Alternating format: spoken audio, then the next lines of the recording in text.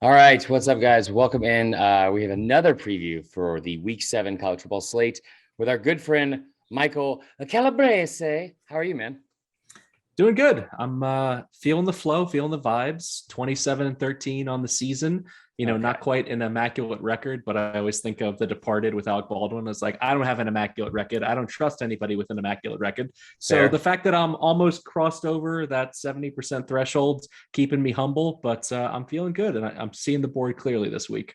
Yeah, I mean, you've been killing it all year, which is why we brought you on. I obviously, from this backdrop that I could not afford a nice backdrop like you have, we need to win me some money. And you're up like, I mean, you're close to 69% this year against the spread, which Nice. is very Yep. nice. Um, you have a slate, like every time we talk about this, like going into a weekend, just to be honest. And if you guys aren't familiar with gambling, you should be, and we'll explain all this stuff here. And Mike will win you some money. But it's like when I say expert, I mean it in every sense of the word. Like you're killing it all season long. Good is usually what, 53, 54%? Yeah, at that point against the spread with that minus 110 vig, Mm-hmm. you're in the positive. Right. So anything north of 60%, you're at a professional grade. Now, obviously, there's times when I'm going to run hot. I'm going to have those 80%, 90% weekends and then have to, turn around and hand it right back to the house. But it seems to be pretty consistent this year. And I've done it mainly by mining the bottom of the board. I still think, Yeah. even in the modern era where there's data and there's information for everybody available, not many people focus in on the MAC or Conference USA. So there are games that are overlooked, and I think the books get caught hanging stale numbers, and that's an opportunity to take advantage. But let's get into the big one here. Kentucky at Georgia. It's the one SEC pick you have of the week. Kentucky, a 22.5 point underdog at Georgia, in Athens, obviously. Both teams undefeated. The first time you've seen two 6-0 teams or better in the SEC East ever play against each other. So what I hate about this game in general is Vegas has figured out Georgia quickly. And like, hats off to them. But Georgia's a 22.5 point favorite, but the over under is only 44. So there's not a lot of margin for error. Last week, my lock of the week was Auburn under 14.5 points. Had a close scare towards the end with TJ Finley coming in, but Georgia's defense has been dominant all year. The over under for Kentucky and their team points is 11.5. They're averaging 31 per game. You took the Cats. Explain why. Well, I think it's pretty simple. You can try to poke holes in Georgia's resume defensively, and you're Mm-hmm. not going to be able to accomplish it. Other than the fact that who's the best quarterback that they played this year? Is it KJ Jefferson? Because at least for my money, when he can't run the ball, he's not effective as a quarterback. Right. So if he's the very best that they played, Will Levis is an upgrade in terms of their competition level. And when I look at their offense balance wise, you got Wandale Robinson and Ali out on the outside. So you have a balanced passing attack. Cavassier Smoke and Chris Rodriguez Jr.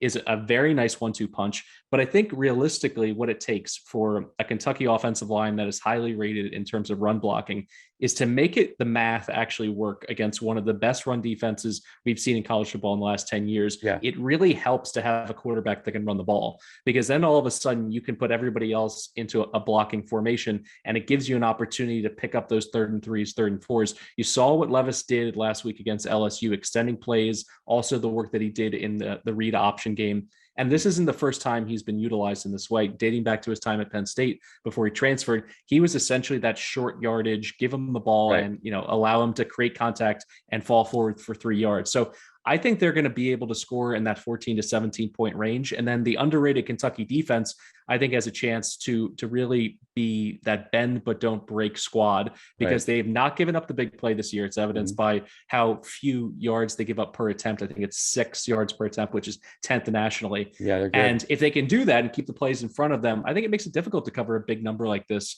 in a highly ranked game. Yeah, I mean, I wouldn't disagree with most of the stuff you said there, because I think Kentucky, it's one of these unfortunate things where like they do have a very good defense, third statistically in the SEC in total yards per game.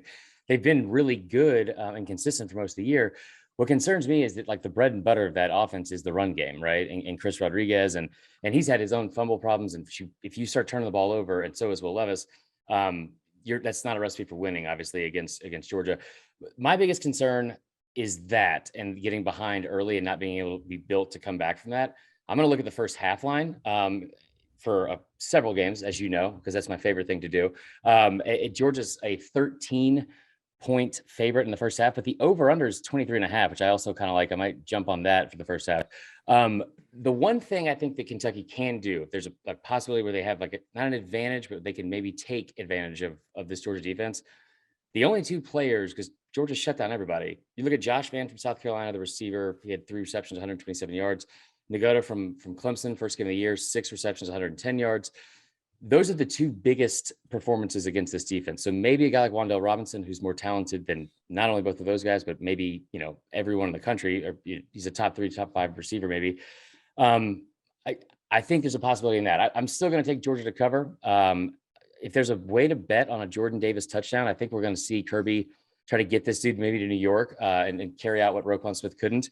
So I love the bet still. And listen, if you're watching this, you probably go with Mike. Go with Mike and lean that way. And before we let you go, we're going to do a quick little round of buy or sell. And this is strictly for my own confidence here. Okay. All right. Here's the picks I like this week. Talk me out of buy or sell A&M or 8.5 at Mizzou.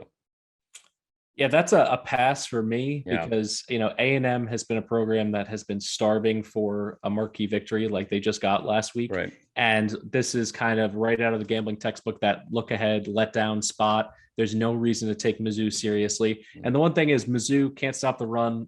They should easily be able to run for 350 yards in this game. But Mizzou's got a little punch offensively. Yeah, so I would worry about a backdoor cover there. So that's just a stay away situationally because of what happened against Alabama last week. And the fact it's an 11 a.m. start in Como, which is just like so bad.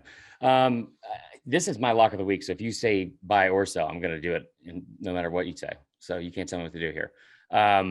I'm wearing the shirt. I'm obviously a little bit contradictory here, but Florida at LSU, it's another 11 o'clock start in Death Valley, which is awful. I keep saying that Dan Mullen's got he's like a khaki Coles version of like Lane Kiffin, and that he's like still a big enough a-hole to make this hurt and prove a point.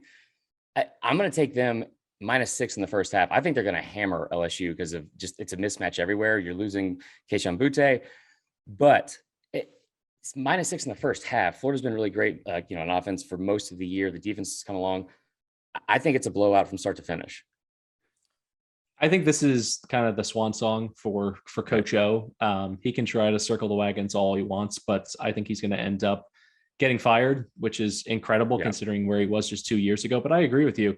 This LSU team could barely keep it competitive with Butte leading the way, being one of the most dominant receivers in the entire country. When you remove that from a quarterback who's got functional mobility in Max Johnson, but he's not someone who's a dual threat, who's just going to be able to put the offense on his back, I think they're in trouble. And Florida definitely still has plenty to play for. And I think they have a little bit more punch offensively. So I think that's a smart play. And I like your lock of the week.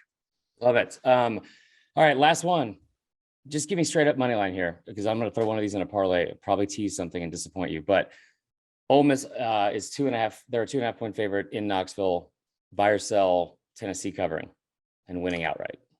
Yeah, I think that absolutely can happen. The Ole Miss defense is bad enough to lose to just about anybody with a good offense. So it certainly scares me. They're a stay away team for me, other than, playing team total overs and playing overs. I agree. I think Tennessee's a live dog in this spot, and Hendon Hooker has proven to be kind of a revelation. When you look at actually their 1-2 punch out of the backfield, this Tennessee team has exceeded my expectations on the offensive front and really has already validated what seems like a nepotism kind of hire with, White moving from UCF and bringing Heupel with him. But it seems to be that he's rejuvenated that offense that was stuck in neutral for years. Yeah. All right. So you agree with my picks, and we're learning new vocabulary words like nepotism. So this is a fantastic episode. We appreciate it, Mike. Tell everyone where they can find you on social media, and we'll see you next week. Sure. I'm over at East Breeze, BREESE, over at Twitter. You can hear me out on the Action Network podcast, Big Bets on Campus, every Wednesday for a group of 5 deep dive, easy for me to say. And one last little caveat, so you guys remember, Western Kentucky traveling to Old Dominion over 67, the number 1 passing team in the country. Ooh. And also a bottom 10 defensive team, a perfect recipe for an easy over. Go ahead. That's my play of the week. That's my fault. I like that. All right. Listen to him. He's a genius. We'll see you next week, Mike. Take care.